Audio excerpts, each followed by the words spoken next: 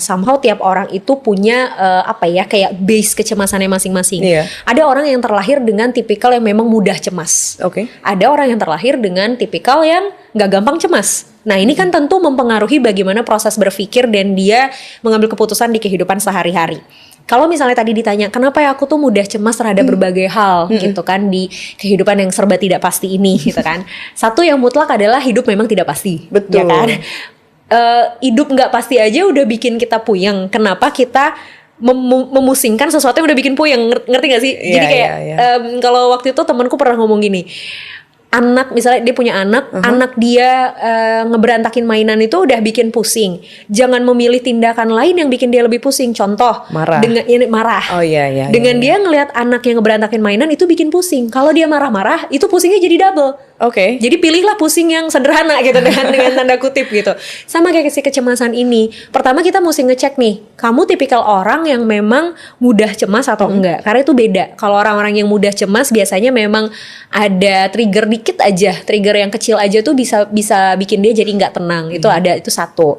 Kedua, kecemasan itu relate banget, erat banget kaitannya dengan bagaimana kita mencoba memikirkan hal-hal yang tidak pasti tadi. Contoh gini. Manusia itu biasanya kan cenderung akan lebih cemas, cenderung akan lebih tidak nyaman dan tidak tenang kalau menghadapi situasi yang tidak pasti. Contohnya apa? Masa depan, banyak omongan orang, gitu kan? Hasil dari sesuatu yang sedang kita perjuangkan itu kan semua tidak pasti ya.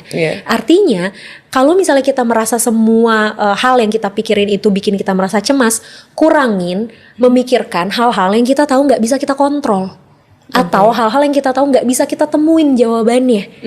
Masa depan, pendapat orang, tanggapan orang, hasil dari berbagai hal yang sedang kita lakukan, itu tuh semua hal-hal di luar kontrol diri. Kurang-kurangin tuh mempertanyakan hal itu. Duh nanti gimana ya? Duh omongan dia gimana ya? Duh nanti kedepannya hidupku seperti apa ya? Kita tanyain juga nggak bakal kita temuin jawabannya langsung kan. Jadi ya udah fokusnya sama sekarang nih yang ada di depan saya apa ya. Misal nih depan aku sekarang ada gelas, ada air gitu kan. Duh aus ya udah minum. Jangan kita pikirin kira-kira besok kalau kesini lagi disediain air putih lagi bukannya ya. Ya maksudnya jangan dulu mikirin itunya gitu loh. Yang ada di depan kita sekarang dulu aja itu yang kita lakuin.